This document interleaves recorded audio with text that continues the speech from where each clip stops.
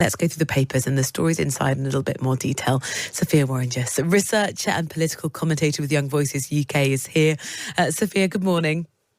Good morning, Rosie. I hope you're well. Should we start with, we've just been talking about it with Terry. It's on the front page of the Times today that ministers are holding this emergency COBRA meeting because what they are worried about is what is happening in Israel, in Gaza, is having very real, very serious repercussions on Britain. Yeah, you're right to say this is a very serious situation. I think it's the third weekend in a row we've seen 100,000 people take to the streets of central London to protest. And while some of those are peaceful protesters, a growing number of those protesters are now seeking confrontation with the police and using very violent language. And I think it has made the Jewish community in London feel very unsafe. And I think it's very clear that the police need to be hard and come down hard on those who are inciting hatred and seeking violence. Do you think they haven't been doing that sufficiently? Well, they have made, I think, 100 arrests. I think that's been important that has been seen to be happening. But there's been lots of worrying videos circulating on Twitter and on other social media platforms that have shown these very aggressive protesters and the violent clashes, and also the language that is being used, which people know in no uncertain terms is encouraging violence against the state of Israel, violence against Jewish people. And I think that it's very important that as British citizens in this country, that people who are not adhering to our values and who are encouraging violence are cracked down on. And it's shown to be that something like that is unacceptable. So Mark Rowley did say that there would be, it's on the front page of the Times, many more arrests over the next week or so as police track down people who breach public order and terrorism laws. Do you think we've got the balance right of sort of facilitating protest and freedom of speech and keeping people safe? So, yeah, I completely agree that we need to allow freedom of speech, and I don't think that is the issue here. I think it is actually the violence. We know that there's been a 14-fold increase in anti-Semitism in the UK in recent times. So it's when those words translate over into actions and make people feel unsafe, and I think that is when action needs to be taken by the police. Well, there's extensive analysis of exactly what's been happening inside the paper this morning. Should we move on to the other really big story that I'm sure was sort of hard to hear yesterday, the death of Matthew Perry? Were you a big Friends watcher? I have seen Friends, yeah, not as it came out, but one of those who joined the ranks of being a fan in more recent times. And I think this story is very sad, particularly given the history of Matthew Perry's struggle with addictions and the young age of which he sadly passed away. I think it will touch many people. He was a unique kind of comic and wit, and obviously his character was much beloved too. But I think it also shows the importance of taking addiction seriously, and he had a lifelong battle and was a self-proclaimed addict. And I think it's important that people who struggle with these issues get the treatment and the support that they need, and it shows that it can be something that never fully goes away. So it's important that we remember those who are struggling and see the almost 5,000 people who die from drug deaths in the UK and give them the treatment and support that they need. He just had this real sort of, he exuded charm in a way that is really hard to define, didn't he?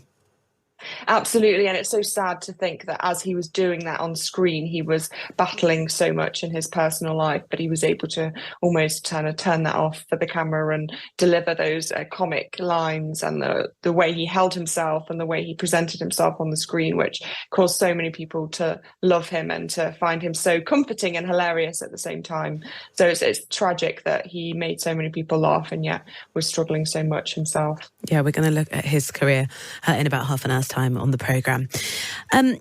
Sophia, this is a really interesting survey inside the Times, and it was in the lead news with Cara a little bit earlier, which is we hear, when we talk about the planet and how we're looking after it, I think we sort of maybe rest a bit easy thinking, the generations coming up are really concerned about this. They've got this sorted. They're sort of challenging us, the older generations, to act in a firmer, more stringent way. But the conclusion of this survey is that young people are failing to act on the carbon concerns they have. That might be that they're not really acting when it comes to reducing the number of flights they take a year, recycling as much as possible. Only sort of 52% of 18 to 24-year-olds say they do that, compared to 88% of those 65 and above.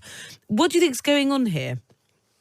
I think this story shows that while people may believe that climate change needs to be tackled and support the measures in a general sense, that when it comes to them changing their behaviour or them having to make personal sacrifices, they're a lot less willing to do so, and maybe challenges their commitments slightly. So I think it's interesting from that perspective, but also potentially in young people linked to a sense of hopelessness about the impact that their particular actions will have on reducing carbon emissions. They feel like maybe they won't make much of a difference, so why bother? So I think it speaks to those two things. They see their actions as small compared to the scale of the issue.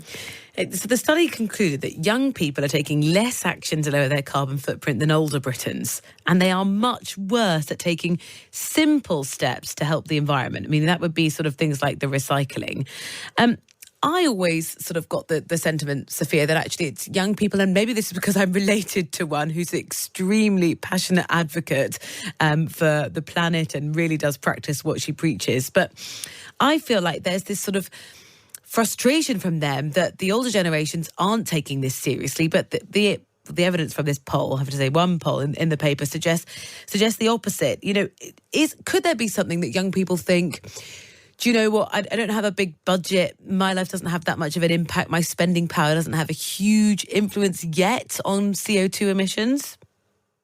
Yeah, I think there's one thing that shows that young people are taking this more seriously from this poll. It was 17% of that cohort don't eat meat, compared to only, I think, about 8% of those 65 plus. So I guess that is a place where people who are young are feeling like they can make a difference, and maybe that's less cost related as well. It's obviously cheaper to not eat meat than eat it. So I think there are ways that young people are taking this seriously. But I do think that this agenda, when it cuts into people's personal habits and their ability to make decisions that they want, people are suddenly less excited to make the changes that are needed. So I do think it needs to be a collective action. And actually, the small changes that people can make, while important, are nothing when whole countries are not going to change their carbon emissions. And we look at places like India or China that are emitting most of the world's emissions. And unless they change, the small actions that we take in this country are really not going to make a dent on global emissions. Do you think you recycle as much as possible? I think I do. I think I try. I think probably truthfully, so do I. What's annoying is when you've got these sort of multi-layered pieces of packaging and you're not sure which bit of thing goes in which bin or what can or cannot be recycled. A little bit further into the Times, there's a story today that, you know, tens of thousands of offenders will no longer have to declare their convictions when they're applying for jobs, courses, insurance and housing. It's a significant change in the law from today. What do you make of this? This is absolutely the right approach. I think we know very clearly that having a job for someone who's leaving prison reduces their likelihood of re-offending dramatically. And there's lots of jobs out there that are needed to be filled, and lots of them away from the public don't need to know that they have a criminal conviction. Obviously, there's exceptions for those who have violent offences or particular sexual offences or terrorism offences. So it's not a public risk in that sense. But I think it's important that we give every chance possible for rehabilitation for those who have experience of prison. I think this is one step in the right direction, and the government should really be applauded for making that change. Yeah, there's more details of it inside the paper this morning. We're talking about sort of climate concerns. One thing you might do is want to take public transport and cycle to the train station rather than drive. We've been hearing so much about how the Conservatives are sort of cracking down on crime and their tough agenda. Bikes stolen from rail stations has gone up 40% in a year. You know, something's going really wrong here.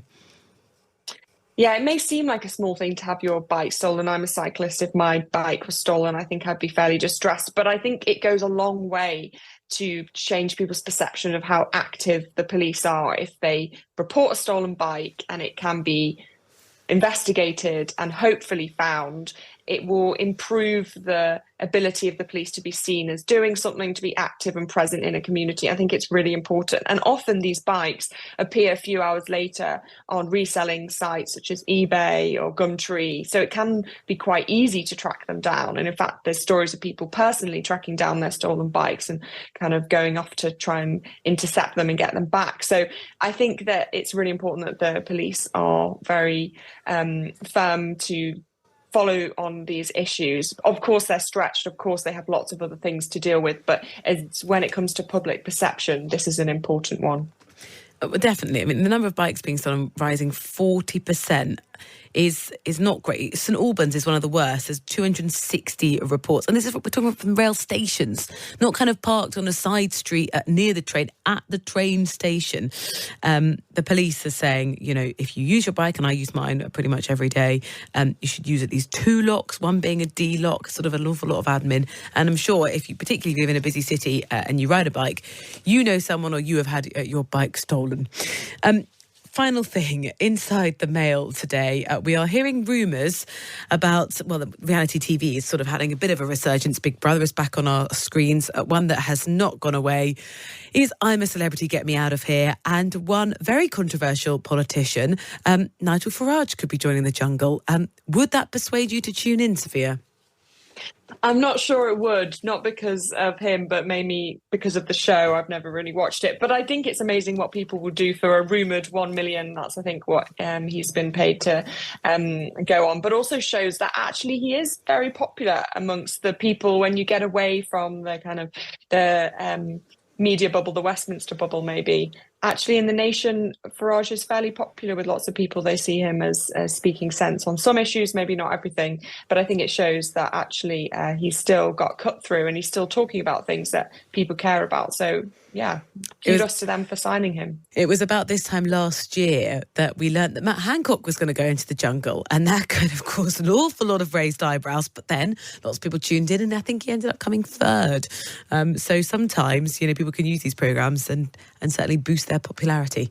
Sophia, thank you so much. Sophia Worringer, researcher and political commentator with Young Voices UK, going through the stories inside the papers today.